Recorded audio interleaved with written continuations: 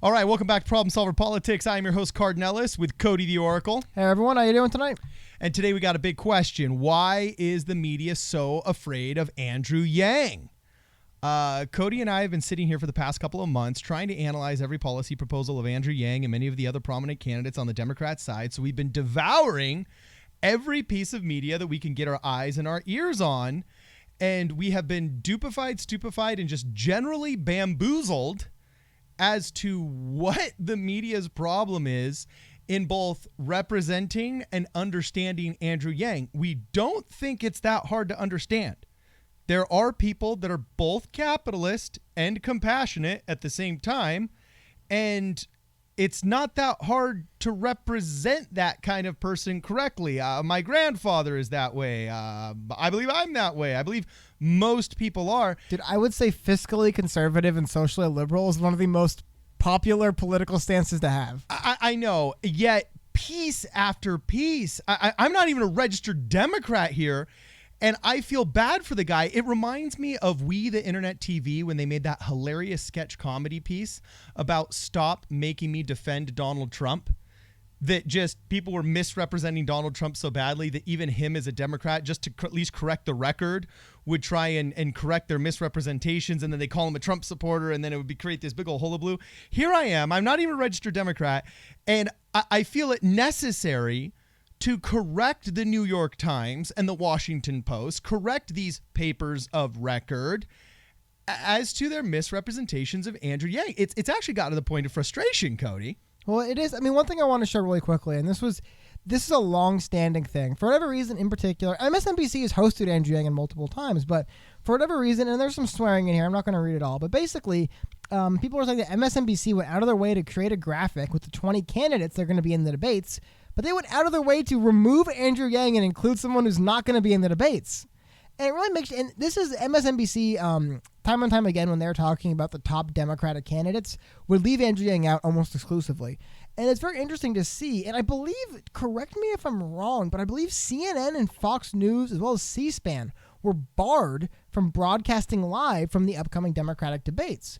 So there definitely seems to be, when you're talking about kind of corporate Democrats influencing this stuff, this seems to be, MSNBC seems to be the now corporate Democrat headquarters, and they're going to say, we don't like Andrew Yang, and we're going to remove him from the conversation, which I don't think is, I think is confusing first, and second, it's definitely not right. I mean, he's polling at like 2-3%, which might sound low, but you have to understand, this is like national polling. It's pretty big.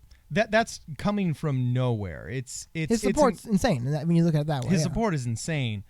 And anybody that hasn't figured out that our media, except for new media and basically talk radio, if you haven't figured out yet that we used to think old media was liberal, but no, it's not even liberal, because they want nothing to do with progressives or even centrist. Well, one thing I thought was interesting, Democrats, they just want whatever the DNC says. Well, and it's been pointed out multiple times that when it comes to censorship, people say conservatives are censored. Really, anti-establishment voices are censored. Particularly on the left, you see anti-war voices.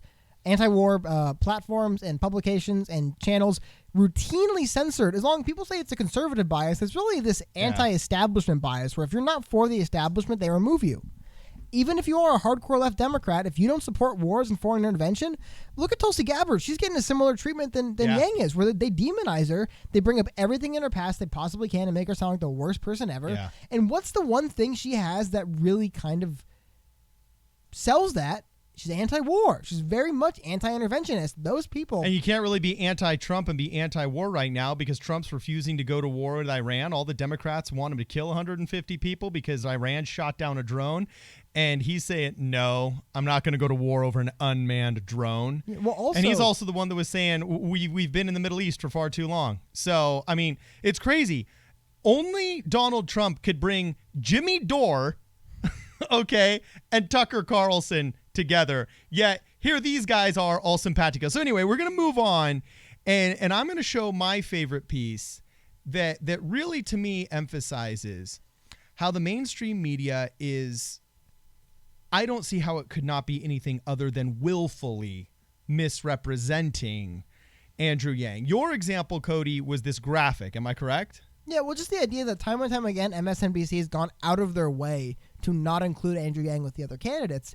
they will routinely post graphics or charts or polls featuring 5 or 6 candidates that are not even at 1 point. Because they're the propaganda arm for Bernie Sanders, basically. And just in general, the idea So CNN is the propaganda. Pro-establishment. So CNN has become just the unadulterated propaganda arm of Main Street CNN. It's not CNN. It's MSNBC. No, I'm just making an example here. Okay. In my view, CNN is just the unashamed, unabashed propaganda arm for the DNC and whoever their top candidate is. They are not even allowed to broadcast the debate.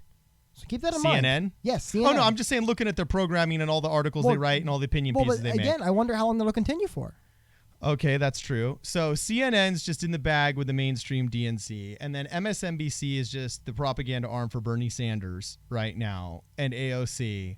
And since Andrew Yang isn't in their two little clubs, everybody's just going to be misrepresenting him. He's not going to get too much love outside of just curiosity pieces from the right, such as Fox News and Breitbart, because it does generate a lot of his economic policies, generate a lot of discussion, either from people that have a knee-jerk anti-socialist point and view the UBI as just a socialist platform, or just because they recognize this is actually a libertarian Milton Friedman idea and they want to talk about it. So anyway. Well, hate him or love him, dude. Tucker Carlson's one of his biggest fans. Tucker Carlson had him on way before anyone else. And Tucker Carlson, I believe the exact quote was, "I cannot even put into words how much I agree with you right now." So Tucker Carlson's a very big fan of a lot of the stuff Andrew Yang's pushing. I don't think that's to get lost in this. But it's the elevator pitches. I can't remember the name of the philosopher, but he always said, let them speak, for with their words they will manifest their hearts. And we're just going to watch right now 30 seconds of the New York Times piece. It's actually been put out twice now. It was on May 7th and on May 22nd. And it seems to be the main article that many people go to that says, who is Andrew Yang, the internet's favorite candidate? Because obviously when somebody Googles who is Andrew Yang, this is going to be one of the first articles that come up. But what is said between 1 minute and 10 seconds and 1 minute and about 52 or 53 seconds is, in effect, the media's elevator pitch of Andrew Yang. And it is so wrong on so many levels and so one-sided on so many levels. We're going to discuss at the other end of this. Cody, can you hit it?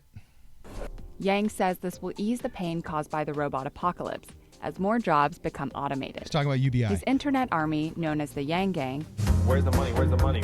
We have the money. helps sell the policy with the Secure the Bag hashtag. Yep. But opponents of the plan say its price tag makes it unrealistic. It could cost approximately $2 trillion, roughly half the current federal budget. Yeah, if you don't... Some of his other policy proposals? Medicare for all, gun safety, and even free marriage counseling for all. The dilemma to Yang as an internet darling? Some of that support is coming from the internet's far right in places like 4chan, Gab, and 8chan. Yang has spoken out against it. Okay, you can just quit it there. You can just quit it there. That's the most frustrating thing I've ever heard is we don't like the people that... Like, imagine having an idea that's so great and no one can disagree with it, and that's how they slander you. And the thing is, they just say, oh, he wants to give everybody $1,000 a month. Everybody knows the UBI is not just Bernie Sanders on steroids and a bigger giveaway. It is a dividend declared by the people, okay, based upon a VAT tax. And they've got 3 minutes to say that. His signature flagship policy proposal only requires one sentence, but it's like they only understand free market laissez-faire capitalism and or complete and total communist democratic socialism, okay? And to say that, he's a socialist that wants to give you $1,000 a month that racists really love. Well, also, it's also very important, just to be fair. Andrew Yang has gone on record. It's actually at a CNN presidential town hall. And when asked about his white nationalist supporters, he said, I disavow any of that support. I don't want anyone that has an agenda different than that of the campaign. We're trying to solve the problem. So this notion that Andrew Yang is embracing these fringe right-wing, it's nonsense. And it's been levied against him time and time again now. It's getting kind of a little bit played out, stale, and like, do you even know what you're talking about at this point? Yeah, now imagine what it's like me growing up being white and being called racist every single day of the week. You know, it does get stale. Dude, the notion that white supremacists are lining up to have an Asian man run their country is just nonsense. It doesn't make any sense. Yeah, and the other thing is, look at how so biased. Like, I love the Andrew Yang campaign because now all these Gen Z and millennial digital up-and-coming voters are finally seeing right in real time in front of their eyes the absolute bias of the media. Look at every graphic in that 50 seconds that we just showed you. It was nothing but Pepe the Frog, the pink Yang Gang hat, and a bunch of white supremacist memes saying, oh, secure the bag, secure the bag, secure the bag.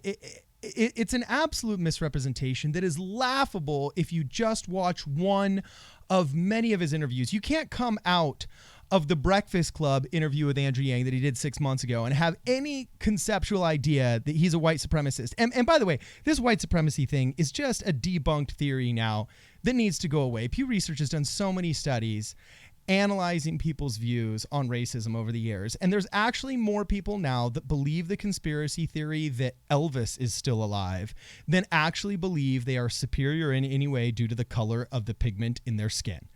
So I don't know.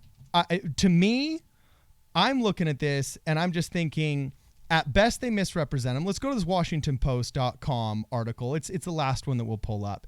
But if they can't misrepresent him, they just represent him as not serious. I mean, look at the first two pictures on this Washington Post article. You know, random man runs for president. He's not a random man. This guy has run multi-million-dollar ventures. He's a Juris Doctorate, okay? There's a saying that goes around, I believe is a philosopher, I don't know what you call him. Talib is his last name. Anyway, the notion is skin in the game. A lot of people talk about it. Well, let's talk about skin in the game. Andrew Yang has been devoting his life to finding a way to solve these problems for quite some time now. It's not like he just woke up one day and said, I can probably sell a few books so I run for president. He's been trying to solve these problems in the private sector as a businessman. Now he's saying as a politician, same problems. I want them solved. Yeah, and it's as though it's like, so I grew up a member of the LDS Church, and sometimes people don't know how to classify Mormons because they've never been to a church. So they either try and perceive us through a Catholic lens or a Jewish lens or a crazy evangelical Christian lens. They don't know how to describe us. So it's kind of funny hearing how they try and pitch us to their friends. This is absolutely what the media is doing right now. Okay. You look at this and it says conservative columnist Matthew Walter has characterized Yang as Ross Perot for millennials. So the best descriptor conservatives and the wacko New York Times now can make is that he's Ross Perot for millennials in the Washington Post, like second greatest newspaper in the United States of America. Well, I like also the notion that you just use the word populist and you can discredit anyone. He's a populist. Get throw him out. Even though almost every political movement on some level relies on some kind of populism.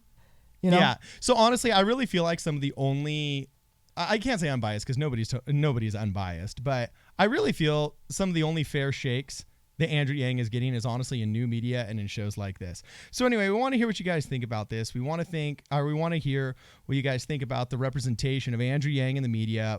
By all means, please like, comment, subscribe. If you want us to make certain videos and comment on some of your ideas, let us know. We do our best to answer all of the positive comments. And also shout out to the guy that pointed out when we were setting up the studio that we had our flag backwards. Who was that again? Do you happen to remember? Top of my head, I couldn't tell you, but Okay, yes, but- union first. Yeah, but union first, our error. Thanks a lot for watching, guys. We'll see you tomorrow. This is Problem Solver Politics.